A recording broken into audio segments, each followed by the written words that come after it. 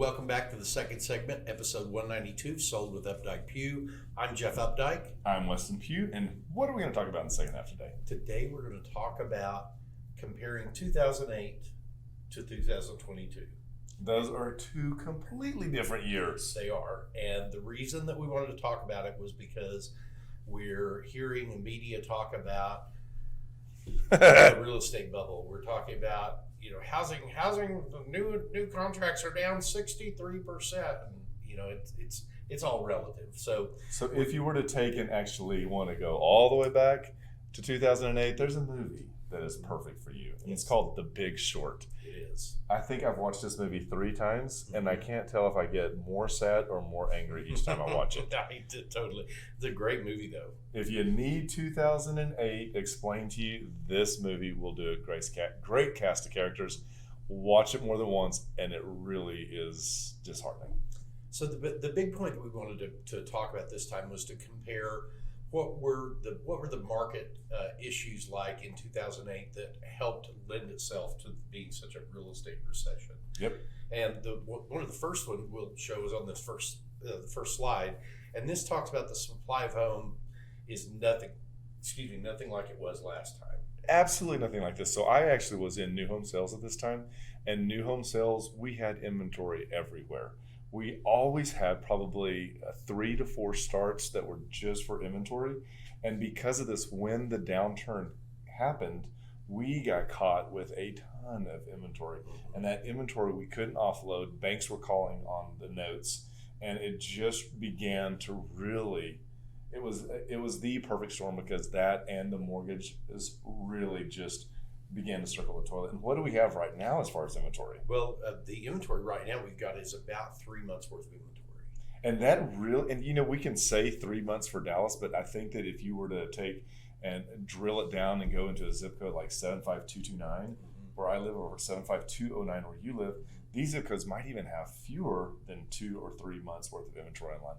I look all the time and I'm like, nothing comes on the market in our house, in our neighborhoods. Yep. And in our second slide, we're going to talk about show that lending standards are still under control. If you look at the historic data for the mortgage credit availability index, you can see that the higher this number gets, the more credit there is available. And so we got to that bubble of about 868.7 on this scale in 2006, and then as the market began to shift, you could see where lenders were really trying to pull everything back in and scale it back down. But even looking over the last 5 years or so, we're still way down below that. So we used to have the no doc loans, the interest only ARMs. The joke was if you could fog a mirror, you qualify for a mortgage. This was also post, but appraisers had kind of gotten their hands slapped in this era, because appraisals were just hitting left and right. We had it written in the contract that, if you don't make appraisal, you're going to be on the hook for the remainder of the balance. I don't think we ever did not make appraisal. God, there were some banks out there that were insane.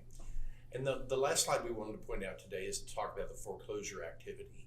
So I just heard this yesterday, and I think it was Chris Kelly that said this in one of the videos, was that right now the average homeowner has $270,000 in equity in their home.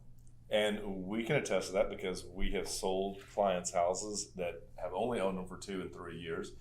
Maybe not 270, but definitely in the 2s, that they were actually able to profit. And so the big question is, why would you ever let your house go into foreclosure when there's $200,000+ of inventory?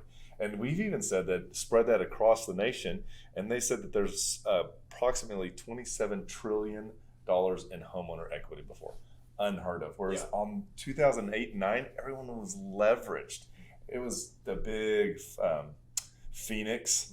Everybody was trading houses. People were trading houses 2 and 3 times, maybe even more, before it even got finished construction.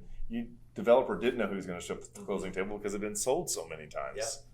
Not what is happening now. It is not. One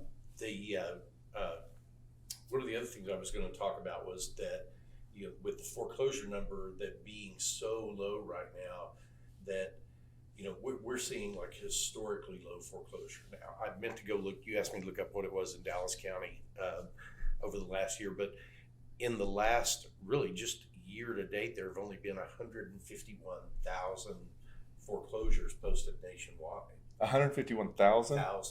And those, just because you post them, only about 25% of those actually ever go to That's true.